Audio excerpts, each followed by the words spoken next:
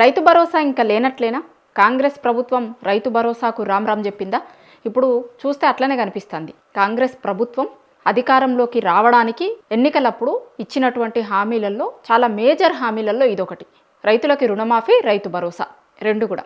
అప్పటిదాకా కేసీఆర్ ఇస్తున్నటువంటి దాన్ని ఏదో రైతులకి బిచ్చమేసిన లెక్క 5,000 ఇస్తున్నారు, మేము అధికారంలోకి వస్తే 15,000 ఇస్తాము అన్నారు. ఒక్కొక్క టర్ముకు 7,500 చొప్పున 2 టర్ములు కలిపి 15,000 ఇస్తాము అన్నారు. అట్లనే అంతకుముందున్న ప్రభుత్వం ఓన్లీ రైతులకే ఇస్తుంది, మేము రైతు కూలీలకి ఇస్తాము, కౌలుదారులకు కూడా ఇస్తాము అని అన్నారు. అయితే అది నమ్మిరు జనాలు. రైతులకి రుణమాఫీ చేస్తాము అన్నారు. రుణమాఫీ విషయం ఎట్లా ఉంది అనేది మనందరం చూసినాం.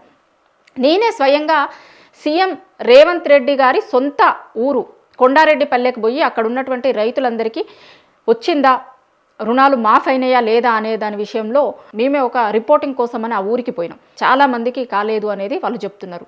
ఇంకా రైతు భరోసా ప్రభుత్వం అధికారంలోకి రావడానికి ఇచ్చినటువంటి మేజర్ హామీలలో ఇదొకటి.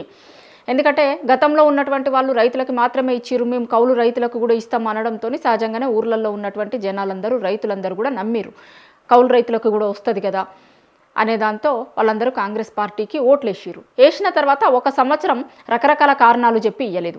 ఇంకొక సంవత్సరం ఏమన్నారు, ఏదో క్యాబినెట్ సబ్ కమిటీ వేస్తామని, దాని తర్వాత దాంట్లో ఉన్నటువంటి వాటిని తీసుకుంటాం, ఎవరు పంట వేస్తున్నారు, ఏంది అసలు ఎంత సాగులో ఉంది ఇదంతా తెలుసుకొని వేస్తాము అని ఇంకొకటి చెప్పారు. మేము వేసినాము అని చెప్పారు కానీ ఎవరికి వేసిర్రు, ఎంతవరకు వేసిర్రు, ఏంది అనేది ఇప్పటివరకు లెక్కపత్రం ఏం లేదు. వ్యవసాయ శాఖ మంత్రి తుమ్మల నాగేశ్వరరావు స్వయంగా చెప్పిండు, మేము అందరికీ వెయ్యలేకపోయినాం, ఇంకా చాలా మైనస్లు ఉన్నాయి అందులో. అట్లనే కౌలు రైతులను, సాగు చేసేటువంటి రైతులను గుర్తించడం అనేది కష్టంగా ఉంది, మాకు అసలు ఏం చేయాలో అర్థమైతలేదు, ఎట్లా చేయాలో మీరే చెప్పుర్రి అని జనాలను అడిగిండు. అధికారంలోకి రాకముందు ఏం చెప్పారు, కౌలు రైతులకు ఇస్తాము అని చెప్పారు. మరి ఆ మాత్రం ఎక్సర్సైజ్ లేకుండానే ఎట్లా గుర్తిస్తారు, సాగు చేసేటువంటి రైతులని అట్లనే కౌలు రైతులని ఎట్లా గుర్తించుకుంటారు అనేటువంటి ఎక్సర్సైజ్ లేకుండానే వాళ్ళు ఆ రోజు మాట ఇచ్చిర్రు అనేది చాలా స్పష్టంగా వ్యవసాయ శాఖ మంత్రి మాటలు విన్న తర్వాత ఎవరికైనా అర్థమవుతుంది. ఇంకా దాని తర్వాత మొత్తం ఇప్పటి వరకు 4 సార్లు రావాల్సింది ఉండే. ఇప్పుడు డిసెంబర్లో, మామూలుగా గతంలో ఉన్నటువంటి ప్రభుత్వం ఏం చేస్తుండే అంటే డిసెంబర్ నుంచి మొదలుపెట్టి, ఎందుకంటే ఇప్పుడు పెట్టుబడి సాయం కింద ఇచ్చేటువంటిది ఆ డబ్బులన్నీ కూడా రైతులు పంట వేసుకునే ముందు పంటకి పెట్టుబడి సాయం కింద ఇచ్చేటువంటి డబ్బులు అవి. సో ఇప్పుడు రైతు భరోసా ఇవ్వాల్సింది ఉండే.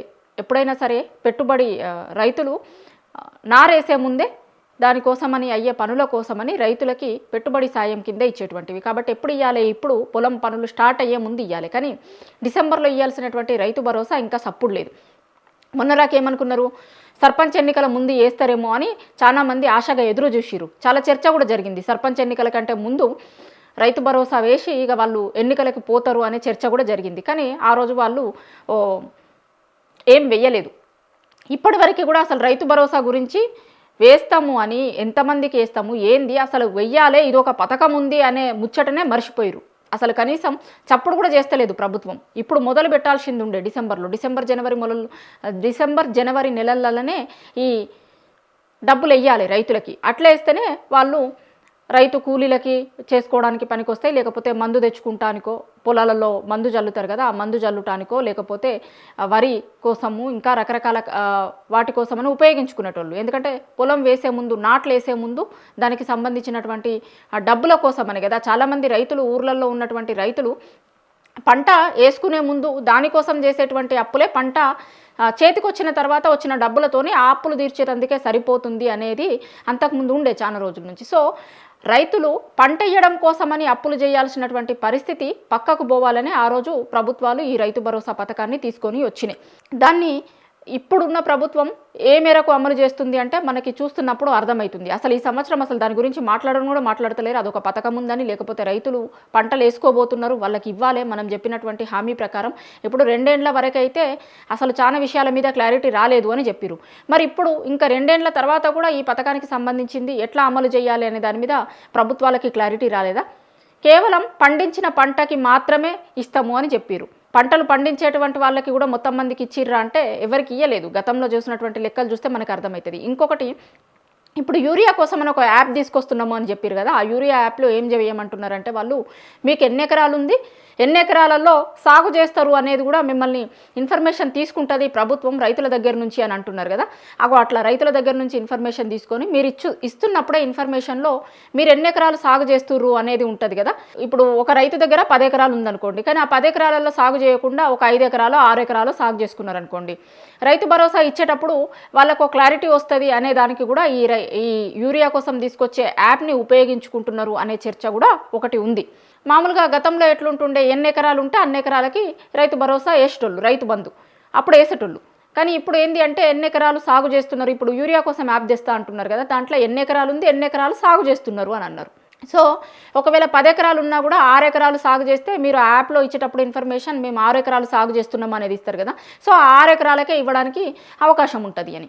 సో 6 ఎకరాలు కూడా ఇస్తారా అంటే ఏం లేదు, గతంలో ఇచ్చినటువంటి వాటిని చూసినాం కదా మనం. ఒక 3 ఎకరాల వరకు ఉన్నటువంటి వాళ్ళకి వచ్చింది తప్పించి మళ్ళీ మీద ఎవరికి రాలేదు అని అన్నారు. సో ఆ రైతు భరోసా ఏం చేయబోతున్నారు ఏంది అనేది దీన్ని బట్టి చూస్తే అర్థమవుతుంది. ప్రభుత్వాలకి ఎప్పుడైనా సరే ఒకటి ఏముండాలి అంటే, ప్రతి సంవత్సరం లబ్ధిదారులను పెంచుకుంటూ పోయి ఎక్కువ మందికి లబ్ధి చేయడం అనేటువంటిది ప్రభుత్వాలకి ఒక విధానంగా ఉండాలి. ప్రభుత్వాలు ఎప్పుడైనా సరే ఏం చేస్తాయంటే, ఏమైనా సంక్షేమ పథకాలు ఇంకొకటి పెట్టినప్పుడు ఎట్లా ఉండాలి అంటే, వాళ్ళది ప్రజల పట్ల వాళ్ళకు ఉండేటువంటి విధానం ఎట్లా ఉండాలంటే, ప్రతి సంవత్సరం కొంతమంది లబ్ధిదారులను పెంచుకుంటూ పోయి ఎక్కువ మందికి, అంటే అవసరం ఉన్నటువంటి వాళ్ళందరికీ దీని కిందికి తీసుకొచ్చేటువంటి విధంగా ప్రభుత్వాలు బిహేవ్ చేయాలి. ఉంటాయి అట్లనే ప్రభుత్వాలు, ప్రజల కోసం ఉండేటువంటి ప్రభుత్వాలు అయితే ప్రభుత్వాలు చేసేటువంటి విధానం అట్లా ఉంటుంది. కానీ మన ప్రభుత్వాల తీరు ఎట్లా ఉందంటే, ప్రతి సంవత్సరం ఎంతమందిని తగ్గించుకుంటూ రావాలి, ఏమేం కొర్రీలు చూపించుకుంటూ దాంట్లో నుంచి అందరినీ తీసేసుకుంటూ రావాలి. ఇది ఇప్పుడు మన ప్రభుత్వం అవలంబిస్తున్న విధానం లెక్క కనిపిస్తుంది మనకి. ప్రభుత్వాలు ఏవైనా సరే సంవత్సరం కొంతమందిని పెంచుకుంటూ పోయి ఆ సంక్షేమ కార్యక్రమాలని ప్రజలకు చేర్చుతాయి.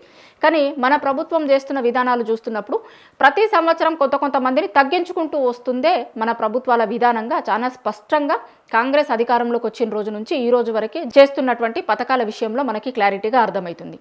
సో ఆ కార్యక్రమాలన్నింటినీ అటుంచితే అసలు రైతు భరోసానైతే ఇక బంద్ చేసేందుకు ప్రభుత్వం సిద్ధమవుతున్నట్టుగానే మనకి చూస్తున్నటువంటి పరిణామాలను చూస్తే అర్థమవుతుంది. రైతు భరోసాకి రామ్ చెప్పేందుకే ప్రభుత్వం అడుగులు వేస్తున్నట్లుగా ప్రభుత్వం వైపు నుండి వస్తున్నటువంటి ఆలోచనలు, లేకపోతే ప్రభుత్వం వైపు నుంచి కనిపిస్తున్నటువంటి విధానాలను చూస్తే రైతు భరోసా ఇప్పట్లో రానట్టుగానే మనకు కనిపిస్తుంది.